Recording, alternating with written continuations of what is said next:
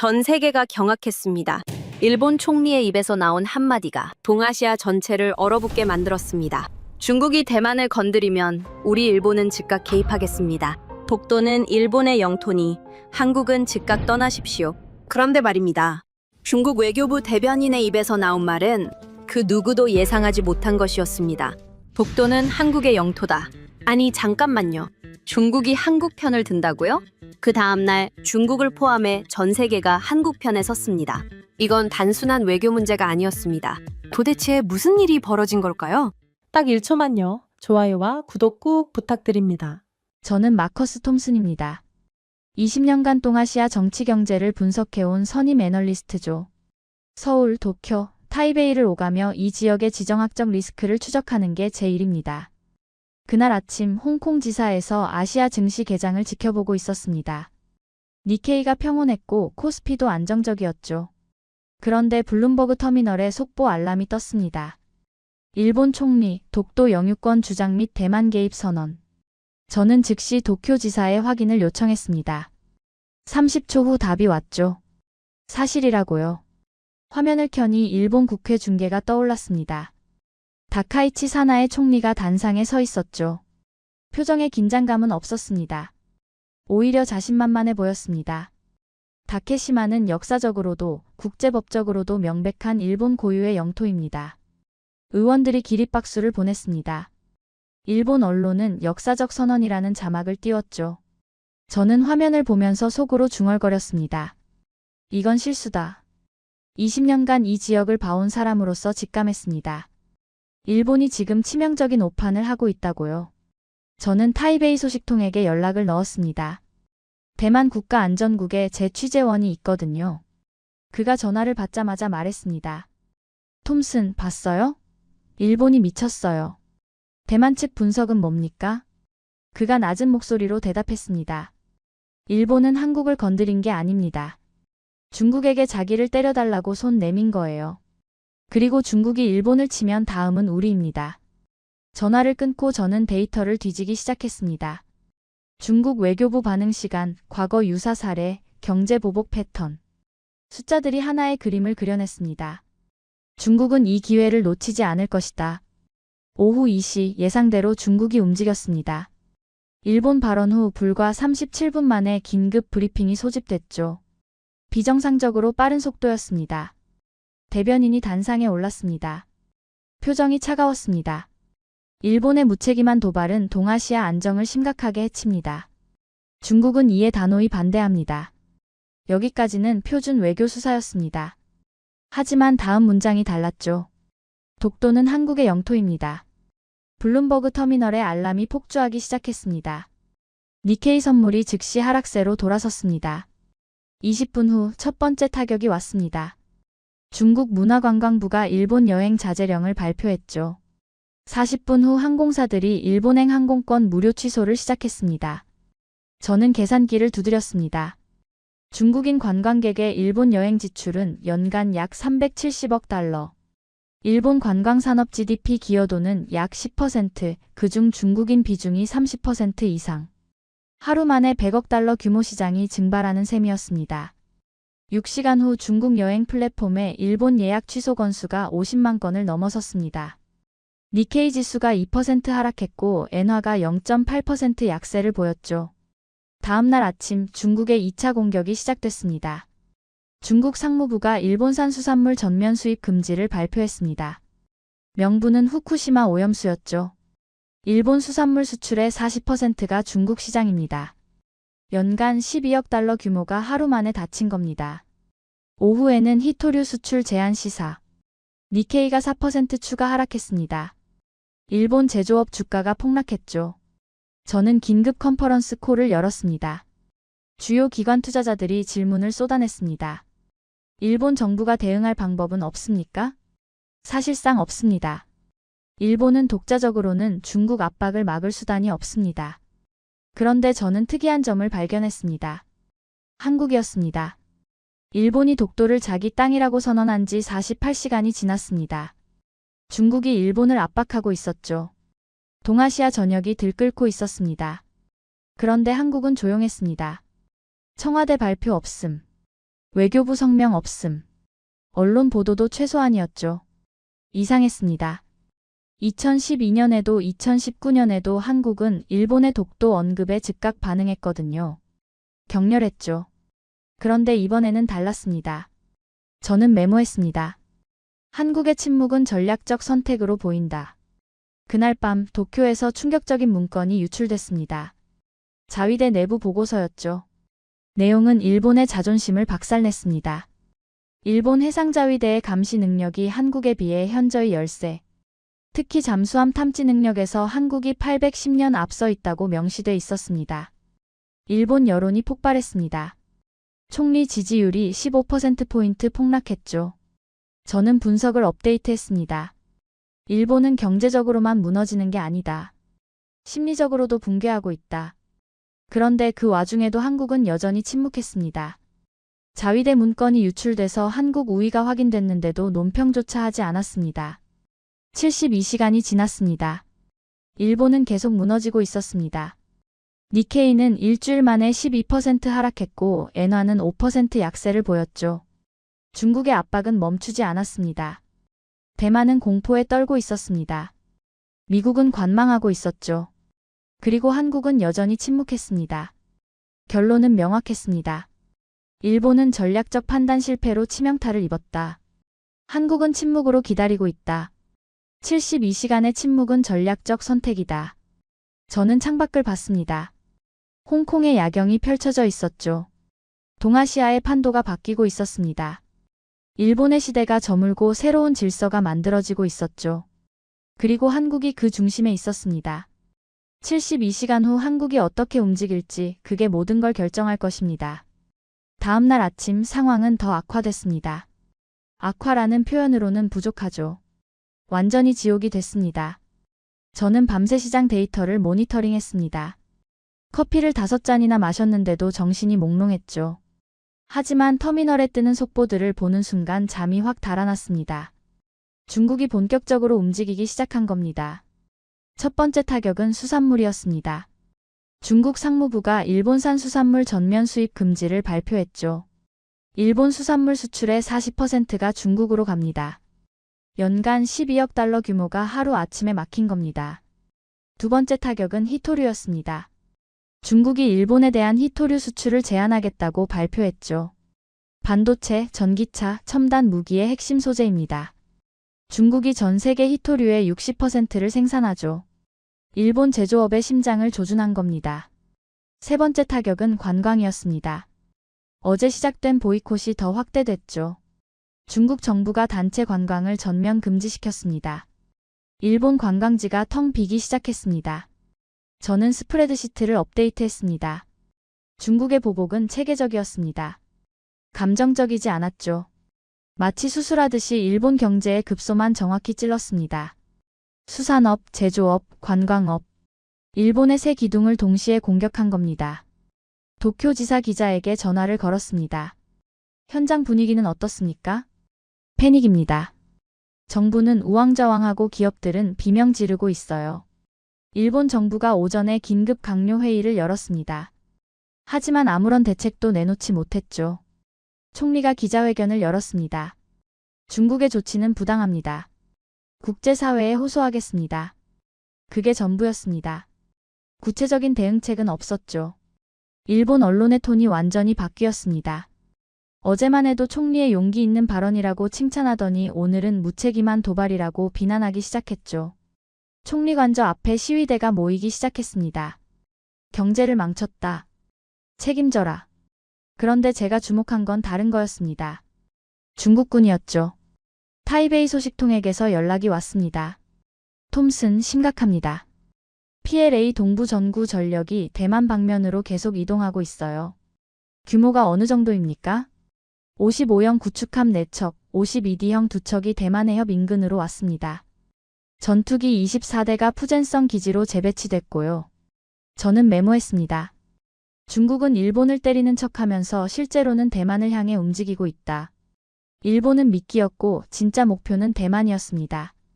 오후에 저는 주요 헤지펀드 매니저들과 비공개 미팅을 가졌습니다. 그들은 포지션 조정을 고민하고 있었죠. 일본 익스포저를 줄여야 합니까? 단기적으로는 그렇습니다. 중국의 보복은 최소 36개월 지속될 것으로 봅니다. 대안은 뭡니까? 한국입니다. 한국은 이번 사태에서 전략적으로 움직이고 있습니다. 72시간째 침묵하면서 상황을 관찰하고 있죠. 한국이 움직이는 타이밍을 주시해야 합니다.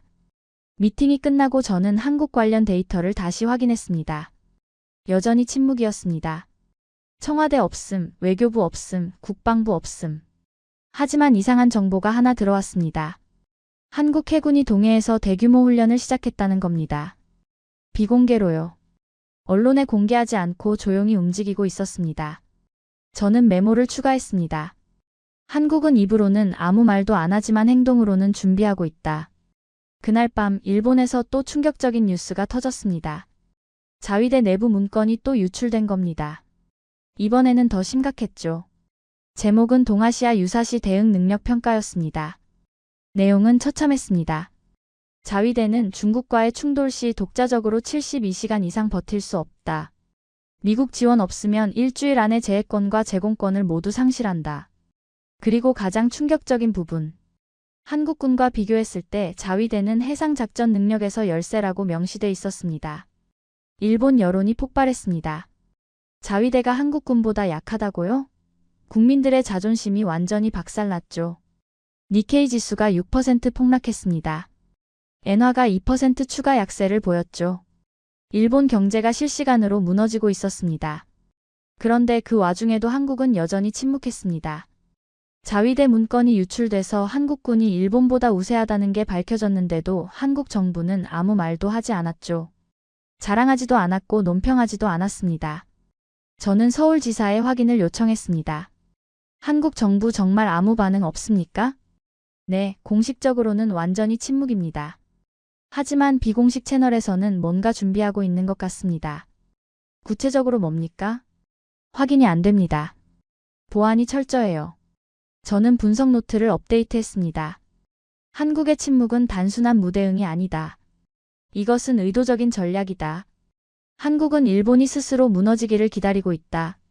중국의 경제보복과 자위대 문건 유출로 일본은 이미 심각한 타격을 입었다. 한국은 여기에 기름을 붓지 않고 있다. 대신 조용히 기다리고 있다. 일본이 완전히 무너진 후에 움직이려는 것으로 보인다. 며칠이 더 지났습니다. 일본의 상황은 계속 악화됐죠. 총리 지지율이 11%로 폭락했습니다. 역대 최저였습니다. 국회에서 불신임 결의안이 발의됐죠. 여당 내부에서도 총리 사퇴론이 나오기 시작했습니다. 중국의 제재는 멈추지 않았습니다. 자동차 부품에 25% 추가 관세 부과. 일본 기업들이 줄줄이 실적 경고를 냈습니다. 시장은 계속 하락했습니다. 니케이는 2주 만에 18% 폭락했고 엔화는 8% 약세를 기록했죠. 저는 매일 업데이트 리포트를 발송했습니다. 클라이언트들은 일본 포지션을 대거 청산하기 시작했습니다. 그리고 한국은 여전히 침묵했습니다. 저는 그 침묵이 점점 더 의미심장하게 느껴졌습니다. 한국은 뭔가를 알고 있었습니다. 뭔가를 준비하고 있었죠. 어느 날 저녁 타이베이 소식통에게서 긴급 연락이 왔습니다. 톰슨, 싱가포르에서 긴급 안보회의가 열린다고 합니다. 언제입니까? 모레입니다. 한국 대표단 참석이 확정됐어요. 저는 즉시 반응했습니다. 한국이 드디어 움직이는 겁니까? 그런 것 같습니다. 72시간 침묵이 끝나는 거죠. 전화를 끊고 저는 캘린더를 확인했습니다. 일본 도발 후 정확히 75시간이었습니다. 한국이 드디어 움직이려 하고 있었습니다. 72시간의 침묵 끝에 세상이 기다리던 한국의 대응이 시작되려 하고 있었죠. 그리고 저는 직감했습니다. 싱가포르에서 뭔가 큰일이 벌어질 거라고요. 싱가포르 회의 당일 저는 현지로 날아갔습니다. 이건 놓칠 수 없는 이벤트였거든요. 회의장 밖에는 각국 언론이 몰려 있었습니다. 모두가 한국의 반응을 기다리고 있었죠. 72시간 동안 침묵하던 한국이 드디어 입을 연다는 소식에 전 세계가 주목하고 있었습니다. 저는 회의장 안에 들어갈 수 없었습니다. 하지만 싱가포르 외교부 내부에 제 소식통이 있었죠. 실시간으로 정보를 받을 수 있었습니다. 회의가 시작됐습니다. 일본이 먼저 발언권을 요청했습니다. 예상했던 대로였죠. 제 소식통이 메시지를 보냈습니다. 일본 대표단이 완전 무장하고 왔습니다. 자료가 엄청나요. 저는 답장을 보냈습니다. 구체적으로 뭡니까? 노트북 3대, 빔 프로젝터, 대형 스크린, 문서 박스 4개. 역사 자료 가득합니다. 일본은 이 회의를 위해 철저히 준비한 게 분명했습니다. 일본 수석 대표가 프레젠테이션을 시작했습니다. 40분간 계속됐죠. 17세기 어부 기록, 1905년 편입 문서, 19세기 유럽 지도. 자료가 쏟아졌습니다. 제 소식통이 전했습니다. 일부 국가들이 고개를 끄덕이고 있습니다. 인상적인 것 같아요. 일본 대표가 마무리 발언을 했습니다. 이상의 증거들이 보여주듯이 다케시마는 명백한 일본 영토입니다. 일본 대표단이 자리에 앉았습니다. 그들의 얼굴에는 자신감이 가득했죠. 이제 한국 차례였습니다. 제 소식통이 긴급 메시지를 보냈습니다. 톰슨, 이거 이상합니다. 한국 대표가 거의 빈손으로 왔어요. 뭐라고요? 책자 한 권밖에 없습니다. 노트북도 없고 PPT도 없어요. 저는 당황했습니다. 한국이 준비를 안 한 건가? 72시간 동안 뭘 한 거지? 한국 대표가 단상에 섰습니다. 잠시 침묵이 흘렀죠. 그리고 한국 대표가 입을 열었습니다. 한국은 기록으로 말합니다. 짧은 한마디였습니다. 하지만 회의장 공기가 바뀌는 게 느껴졌다고 소식통이 전했습니다. 한국 대표가 책자를 펼쳤습니다. 512년 삼국사기. 신라 장군 이사부가 우산국을 복속시켰다. 우산국에는 울릉도와 독도가 포함된다. 이것은 독도가 한국 영토였음을 보여주는 가장 오래된 기록입니다. 1500년 전 기록이죠. 제 소식통이 메시지를 보냈습니다. 일본은 17세기 기록을 가져왔는데 한국은 6세기 기록을 가져왔습니다. 1000년 차이예요. 한국 대표가 계속했습니다. 세종실록 지리지. 우산도와 무릉도는 울진현에 속한다. 날씨가 맑으면 바라볼 수 있다. 1796년 안용복 기록. 일본 어부들에게 울릉도와 독도는 조선 땅이라고 항의했다. 일본 막부가 이를 인정하고 일본 어부들의 도애를 금지시켰다. 17세기에 일본 정부 스스로 독도가 조선 땅임을 인정한 기록입니다. 제 소식통의 메시지가 계속 왔습니다. 일본 대표단 얼굴이 굳어지고 있습니다. 한국 대표가 다음 기록들을 읽어나갔습니다. 하나하나가 공식 문서였습니다. 국가기록, 왕조실록, 국제기구 문서. 그리고 마지막 기록이 나왔습니다. 1877년 일본 태정관 지령. 울릉도와 그 외 도서는 일본과 관계없다는 것을 명심할 것. 태정관은 당시 일본의 최고 국가기관입니다. 1877년 일본 정부 스스로 독도는 일본 영토가 아니라고 공식 결정한 겁니다. 제 소식통이 전했습니다. 회의장이 얼어붙었습니다. 일본 대표단이 아무 말도 못하고 있어요. 한국 대표가 책자를 덮었습니다. 독도는 역사가 증명합니다. 한국의 역사만이 아닙니다. 일본의 역사도 증명합니다. 발언 시간은 12분이었습니다. 일본의 40분에 비하면 13도 안 됐죠. 하지만 그 12분이 일본의 40분을 완전히 박살냈습니다. 제 소식통이 마지막 메시지를 보냈습니다. 일본은 양으로 싸웠습니다. 한국은 질로 싸웠습니다. 승부가 났어요.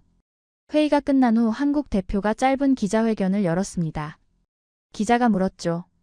일본의 주장에 대해 어떻게 생각하십니까? 한국 대표가 대답했습니다. 일본은 주장을 했습니다. 한국은 기록을 보여줬습니다. 그게 차이입니다. 이 문장이 전 세계로 퍼져나갔습니다. 시장이 즉각 반응했습니다. 니케이가 3% 추가 하락했고 원화는 0.5% 강세를 보였죠. 국제 여론이 급변했습니다. 미국 국무부가 논평을 냈습니다. 역사적 기록에 기반한 대화를 환영한다. 사실상 한국 손을 들어준 거죠. 영국, 프랑스, 독일도 비슷한 논평을 냈습니다. 일본은 외교적으로 고립되기 시작했습니다. 저는 분석을 정리했습니다. 한국은 72시간을 기다렸다. 일본이 스스로 무너지기를, 중국의 보복으로 약해지기를, 자위대 문건으로 자존심이 박살나기를 기다렸다. 그리고 일본이 완전히 약해졌을 때 정확한 한 방을 날렸다. 감정이 아니라 전략. 이것이 한국의 방식이었다. 그날 밤 일본에서 충격적인 소식이 터졌습니다. 총리 지지율이 9%로 폭락했다는 겁니다. 국회에서 불신임 결의안 표결이 진행됐습니다. 여당에서도 이탈표가 나왔죠. 일본이 무너지고 있었습니다. 경제적으로, 외교적으로, 정치적으로 동시에요. 결론은 명확했습니다. 한국은 침묵으로 기다렸다가 기록으로 반격했다. 일본은 감정으로 시작했다가 전략의 부재로 무너졌다. 동아시아의 판도가 바뀌고 있었습니다. 싱가포르 회의 이후 일주일이 지났습니다. 시장은 새로운 질서를 반영하기 시작했죠. 일본 국채 수익률이 급등했습니다. 신용등급 강등 우려 때문이었죠. 니케이는 한 달 만에 22% 폭락했고 엔화는 역대 최저 수준으로 떨어졌습니다. 반면 한국은 달랐습니다. 코스피가 8% 상승했고 원화는 안정세를 유지했죠. 외국인 자금이 한국으로 유입되기 시작했습니다. 저는 매일 데이터를 분석했습니다. 자금 흐름이 명확했죠. 투자자들이 일본에서 한국으로 포지션을 옮기고 있었습니다. 그런데 어느 날 저녁 예상치 못한 정보가 들어왔습니다. 미국 국가안보보좌관이 서울을 방문한다는 겁니다. 공식 일정에 없던 비공개 방문이었죠. 저는 즉시 워싱턴 소식통에게 연락을 넣었습니다. 무슨 일입니까? 왜 서울입니까? 그가 조심스럽게 대답했습니다. 미국이 뭔가 중대한 결정을 내린 것 같습니다. 그리고 그걸 한국에 먼저 알리려는 거죠. 구체적으로 뭡니까? 확인은 안 되는데. 동아시아 전략 재조정이라는 얘기가 나옵니다. 저는 심장이 뛰기 시작했습니다. 동아시아 전략 재조정. 이건 단순한 정책 수정이 아니었습니다. 며칠 후 미국 NSC 내부 문서가 유출됐습니다. 제목은 인도태평양 전략 재평가였죠. 저는 그 문서를 입수했습니다. 한 줄 한 줄 읽을 때마다 충격이었습니다. 핵심 내용은 간단했습니다. 미국이 동아시아 전략의 중심축을 일본에서 한국으로 이동하는 것을 검토하고 있다는 겁니다. 클라이언트들의 반응이 폭발적이었습니다. 전화가 쏟아졌죠. 이게 사실입니까? 문서는 입수했지만 공식 확인은 안 됐습니다. 하지만 정황상 사실일 가능성이 높습니다. 이게 시장에 미치는 영향은 뭡니까? 저는 데이터를 제시하며 설명했습니다. 단기적으로는 일본 자산 추가 하락, 한국 자산 상승입니다. 중장기적으로는 동아시아 전체의 투자 패러다임이 바뀝니다. 70년간 유지되던 일본 중심 체제가 무너지는 거니까요. 일주일 후 미국이 공식 발표를 했습니다. 미국 국방부가 인도태평양 전략 업데이트를 발표한 겁니다. 내용은 예상대로였죠. 한국을 동아시아 안보의 핵심 파트너로 명시. 한국군과의 협력 대폭 강화. 일본도 언급됐지만 비중이 줄었습니다. 그리고 주목할 문구가 하나 있었습니다. 한국 대만 협력을 미국이 지지한다는 내용이었죠. 저는 즉시 타이베이 소식통에게 연락을 넣었습니다. 미국 발표 봤습니까? 네, 지금 총통부가 긴급 회의 중입니다. 대만은 어떻게 움직일 겁니까? 한국과의 협력을 강화할 것 같습니다. 일본은 더 이상 신뢰할 수 없으니까요. 며칠 후 한국과 대만이 비공개 접촉을 시작했다는 정보가 들어왔습니다. 싱가포르에서 회담이 열렸다고 했죠. 저는 그 의미를 분석했습니다. 일본이 무너지면서 생긴 공백을 한국이 채우고 있다. 미국이 이를 공식 지지하고 있다. 대만도 새로운 파트너로 한국을 선택하고 있다. 동아시아의 판도가 완전히 바뀌는 중이었습니다. 한 달 후 한국 대만 협력이 구체화됐습니다. 정보 공유 시스템 구축, 해양 감시 기술 협력, 공동 훈련 계획, 하나씩 실현되고 있었죠. 저는 현장을 직접 취재했습니다. 대만 동부해안에서 한국 전문가들이 감시 시스템을 설치하고 있었습니다. 한국 팀장이 설명했습니다. 이 시스템이 가동되면 중국 잠수함 탐지율이 크게 올라갈 겁니다. 실제로 2달 후 성과가 나왔습니다. 중국 잠수함 한 척이 탐지됐죠. 예전 같았으면 놓쳤을 움직임이었습니다. 시장은 이 변화를 반영하기 시작했습니다. 한국 방산주가 급등했습니다. 한국 대만 협력 수혜 기대 때문이었죠. 한국 IT 기업들도 상승했습니다. 대만과의 반도체 협력 가능성 때문이었습니다. 반면 일본 기업들은 계속 하락했습니다. 중국 제재가 지속되고 있었고 국내 정치는 혼란스러웠죠. 저는 분기 리포트를 작성했습니다. 데이터가 모든 걸 말해줬습니다. 동아시아에서 자금이 재배치되고 있었습니다. 일본에서 한국으로, 그리고 대만으로. 어느 날 저는 홍콩 사무실 창밖을 보면서 생각했습니다. 3개월 전만 해도 일본 총리는 자신만만하게 독도를 자기네 땅이라고 외쳤습니다. 지금 그는 사퇴 압력에 시달리고 있죠. 3개월 만에 모든 게 바뀌었습니다. 일본은 감정으로 움직였습니다. 전략이 없었고 파트너도 없었죠. 그래서 무너졌습니다. 한국은 전략으로 움직였습니다. 72시간을 기다렸고 기록으로 반격했고 새로운 파트너를 찾았죠. 그래서 승리했습니다. 대만은 한국에게서 배웠습니다. 무너지는 일본을 버리고 떠오르는 한국을 선택했죠. 미국은 현실을 인정했습니다. 70년 체제를 버리고 새로운 질서를 받아들였습니다. 저는 터미널을 켰습니다. 실시간 시세가 흘러가고 있었죠. 한국 관련 주가들이 상승하고 있었습니다. 시장은 이미 새로운 질서를 반영하고 있었습니다. 동아시아의 시대가 바뀌고 있었습니다. 숫자가 그걸 증명하고 있었죠. 한국-대만 협력이 가시화되자 중국이 반응하기 시작했습니다. 중국 외교부가 성명을 냈습니다. 한국과 대만의 협력은 지역 안정을 해친다. 즉각 중단하라. 하지만 구체적인 보복 조치는 없었습니다. 저는 그 이유를 알았죠. 중국도 계산을 하고 있었던 겁니다. 일본은 약해서 때릴 수 있었지만 한국은 달랐습니다. 한국 뒤에는 미국이 확실하게 서 있었으니까요. 하지만 제가 주목한 건 다른 거였습니다. 중국군의 움직임이었죠. 타이베이 소식통에게서 긴급 연락이 왔습니다. 톰슨, 심각합니다. PLA 동부 전구 전력이 계속 대만 방면으로 집중되고 있어요. 규모가 어느 정도입니까? 항공모함 랴오닝호가 대만 해협 동쪽으로 왔습니다. 전투기 배치도 계속 늘고 있고요. 이건 단순한 훈련이 아닙니다. 저는 위성 데이터를 확인했습니다. 정말로 중국 해군 전력이 대만 주변에 집결하고 있었습니다. 대만 관련 리스크 해지 문의가 쏟아졌죠. 대만 반도체 공급망이 위험합니까? 단기적으로는 아닙니다. 하지만 중국의 압박이 강화되면 변수가 될 수 있습니다. 타이베이 소식통이 추가 정보를 보냈습니다. 대만 정부가 한국과의 협력을 더 서두르고 있습니다. 미국도 움직이고 있고요. 구체적으로 뭡니까? 미국 NSC에서 대만에 직접 연락이 왔다고 합니다. 한국과 손잡으라는 메시지를 보냈대요. 저는 퍼즐 조각들을 맞춰봤습니다. 중국이 일본을 때리는 건 미끼였다. 진짜 목표는 대만이었다. 일본을 무너뜨려서 대만에게 공포를 주는 거였다. 일본 같은 강대국도 우리 앞에서는 무력하다. 대만은 더 말할 것도 없다. 하지만 미국은 이미 그걸 간파했다. 그래서 대만에게 새로운 파트너를 제시한 거였다. 한국을요? 일주일 후 예상치 못한 연락이 왔습니다. 미국 NSC 관계자가 저에게 직접 연락을 해온 겁니다. 암호화 통신으로요. 톰슨 씨, 미국 정부는 당신의 분석 리포트를 주시하고 있습니다. 저는 놀랐습니다. NSC가 제 리포트를 본다고요? 특히 중국의 실제 타깃이 대만이라는 분석이 정확했습니다. 미국도 같은 결론에 도달했습니다. 그래서 연락하신 겁니까? 비공식적으로 알려드립니다. 미국은 동아시아 전략을 공식적으로 전환하기로 결정했습니다. 일본 중심에서 한국 중심으로요. 저는 숨을 멈췄습니다. 공식적으로요?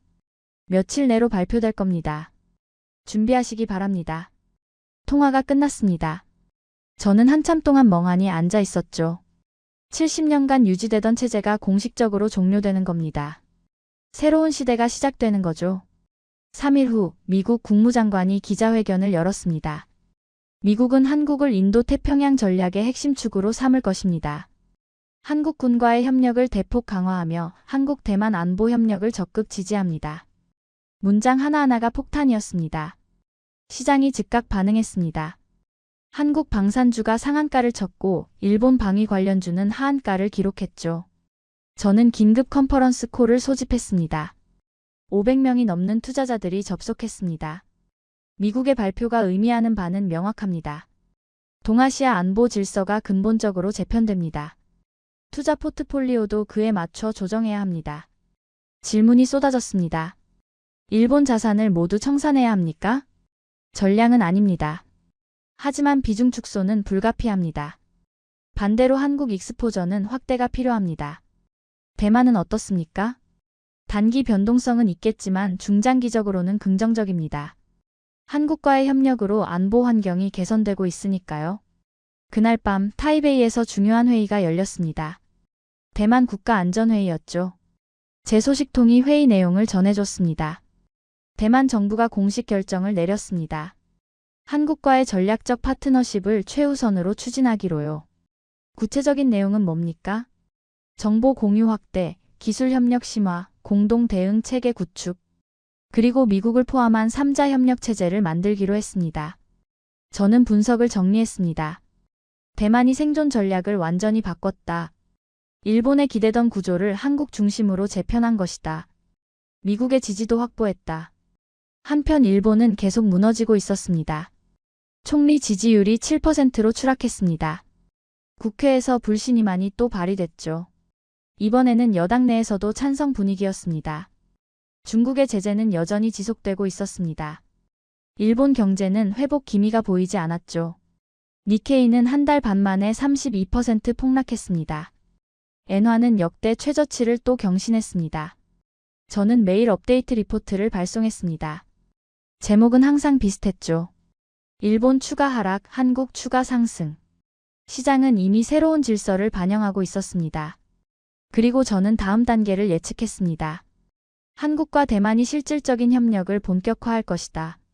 미국이 그걸 지원할 것이다. 동아시아의 새로운 삼각체제가 만들어지고 있었습니다. 한국-대만 협력이 본격화됐습니다. 먼저 정보 공유 시스템이 가동됐습니다. 양측 정보기관이 실시간으로 중국군 동향을 교환하기 시작했죠. 제 소식통이 전했습니다. 한국이 파악하는 북부 정보와 대만이 파악하는 남부 정보가 합쳐지니까 중국 전체 그림이 보이기 시작했습니다. 효과가 있습니까? 상당합니다. 전에는 못 보던 패턴들이 드러나고 있어요. 저는 이 정보를 분석에 활용했습니다. 한국-대만 협력이 실질적 성과를 내고 있다는 걸 클라이언트들에게 알렸죠. 두 번째는 기술 협력이었습니다. 한국 해양 감시 전문가 팀이 대만에 상주하기 시작했습니다. 대만 동부해역에 한국 시스템을 설치하는 작업이 진행됐죠. 저는 직접 현장을 취재했습니다. 대만 화련항에서 한국 기술자들이 작업하고 있었습니다. 한국 팀장이 설명했습니다.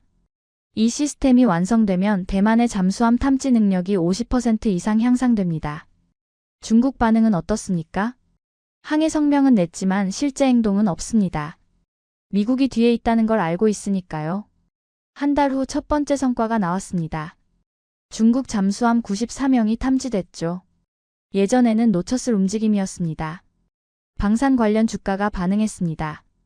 한국 방산주는 5% 상승, 대만 국방주도 3% 올랐죠. 세 번째는 미국의 참여였습니다. 미국이 한국-대만 협력에 공식적으로 합류한 겁니다. 3자 정보 공유 체계가 구축됐죠. 한국의 북부 정보, 대만의 남부 정보, 미국의 위성 정보. 모든 게 실시간으로 통합됐습니다. 제 워싱턴 소식통이 전했습니다. 펜타곤이 상당히 만족하고 있습니다. 중국에 대한 감시 능력이 획기적으로 향상됐다고요. 일본 반응은 어떻습니까? 복잡하죠. 자기들이 빠진 체제가 만들어지고 있으니까요. 하지만 어쩔 수 없습니다. 일본이 스스로 신뢰를 잃었으니까요. 저는 분석을 업데이트했습니다. 리포트가 나간 후 일본 언론이 발칵 뒤집혔습니다. 일본이 동아시아 안보체제에서 배제되고 있다는 보도가 쏟아졌죠. 일본 정부는 아무 말도 하지 못했습니다. 할 수 있는 게 없었으니까요. 그 사이 중국은 계속 압박했습니다. 중국 해군이 동중국해에서 대규모 훈련을 실시했습니다. 센카쿠 열도 인근이었죠. 일본을 직접 겨냥한 훈련이었습니다. 일본 정부가 항의했지만 중국은 무시했습니다. 일본의 항의는 더 이상 무게가 없었습니다. 니케이가 또 3% 하락했습니다. 엔화는 계속 약세를 보였죠. 저는 매주 투자자 미팅을 가졌습니다. 같은 질문이 반복됐습니다. 일본은 언제 회복됩니까? 최소 23년은 걸릴 것으로 봅니다. 중국 제재가 풀려야 하고 정치가 안정돼야 하고 신뢰를 회복해야 합니다. 단기간에는 불가능합니다. 2달이 지났습니다. 한국-대만 협력은 계속 심화되고 있었습니다. 정보 공유는 일상이 됐고 기술 협력은 확대됐고 공동훈련 계획이 수립됐죠. 특히 주목할 건 반도체 협력이었습니다. 한국과 대만이 반도체 공급망 협력을 시작한 겁니다. 대만의 파운드리와 한국의 메모리 반도체를 연계하는 방안이었죠. 삼성전자와 TSMC가 협력 MOU를 체결했습니다. 경쟁사였던 두 회사가 손을 잡은 겁니다. 시장이 폭발적으로 반응했습니다. 삼성전자 주가가 8% 급등했고 TSMC도 6% 올랐죠. 글로벌 IT 기업들이 환영 성명을 냈습니다. 반도체 공급망이 안정화된다는 기대 때문이었습니다. 저는 클라이언트들에게 설명했습니다. 이건 단순한 기업 간 협력이 아닙니다. 한국-대만 전략적 파트너십의 경제적 기반입니다. 안보 협력과 경제 협력이 동시에 진행되는 거죠. 석 달이 지났습니다. 한국-대만 마이너스 미국 삼각체제가 완전히 자리 잡았습니다. 정보는 매일 공유됐고 기술은 계속 이전됐고 경제 협력도 확대됐습니다. 반면 일본은 여전히 혼란 속이었습니다. 총리가 결국 사퇴했습니다. 새 총리가 선출됐지만 지지율은 여전히 낮았죠. 중국의 제재는 조금 완화됐지만 완전히 풀리지는 않았습니다. 일본 경제는 저성장 국면에 진입했습니다. 숫자가 모든 걸 말해줬습니다. 동아시아의 질서가 완전히 바뀌었다고요. 4개월째 되는 날 일본에서 결정타가 날아왔습니다. 일본 국회에서 총리 불신임안이 표결에 붙여진 겁니다. 이번에는 달랐습니다. 여당 내부에서도 찬성 분위기가 강했죠. 저는 도쿄지사와 연결된 라이브 피드를 켰습니다. 일본 국회 중계가 나오고 있었습니다. 투표가 시작됐습니다. 저는 실시간으로 표를 집계했죠. 찬성표가 쌓여갔습니다. 야당은 물론이고 여당에서도 상당수가 찬성표를 던졌습니다. 최종 결과 가결. 일본 총리에 대한 불신임안이 통과된 겁니다. 니케이 선물이 즉각 5% 폭락했습니다. 엔화가 2% 급락했죠.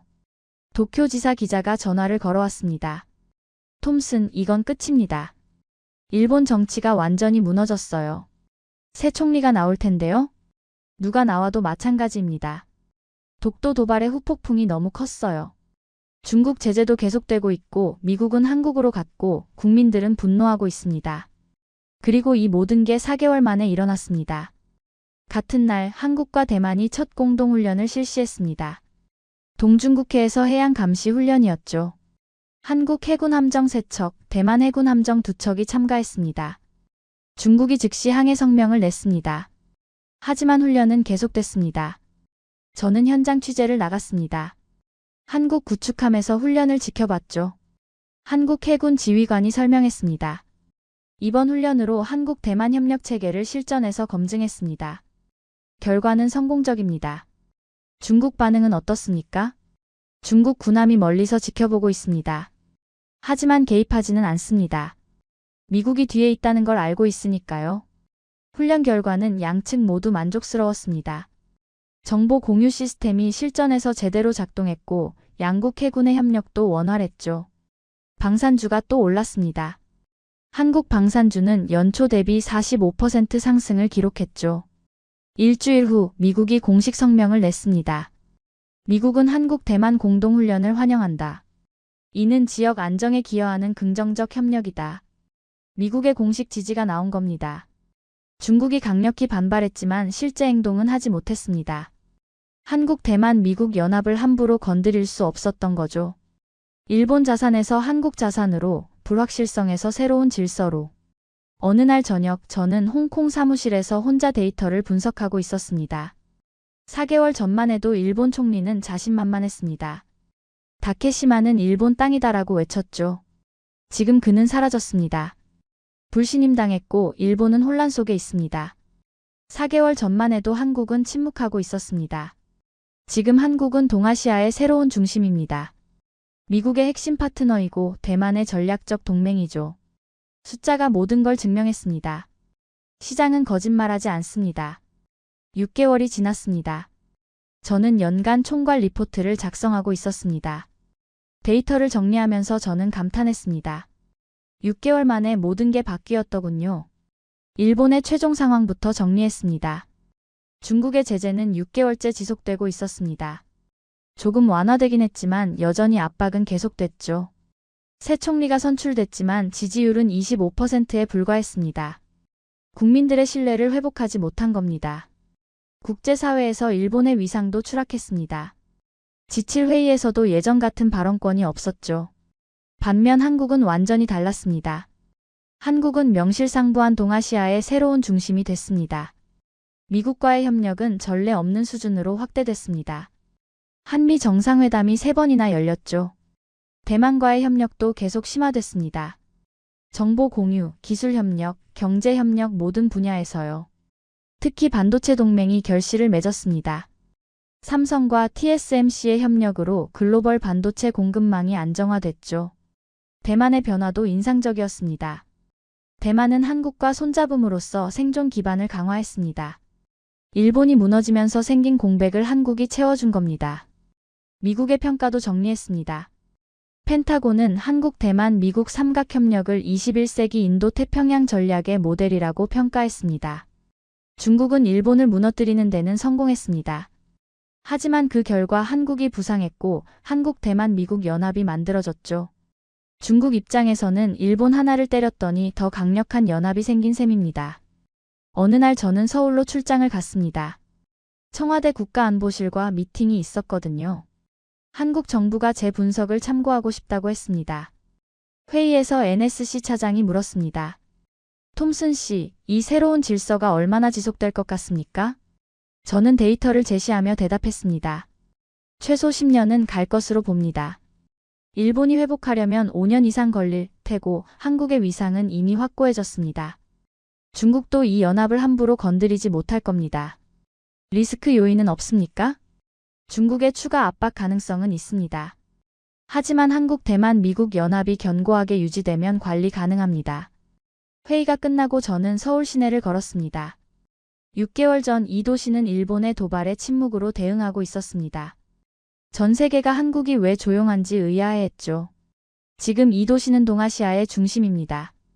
각국 정상들이 방문하고 글로벌 기업들이 투자하고 미디어가 주목하고 있습니다. 72시간의 침묵이 이 모든 걸 만들었습니다. 다음 날 저는 대만으로 날아갔습니다. 타이베이에서 협력 현장을 취재하기 위해서였죠. 대만 동부 해안에서 한국 대만 합동 감시 시스템이 가동되고 있었습니다.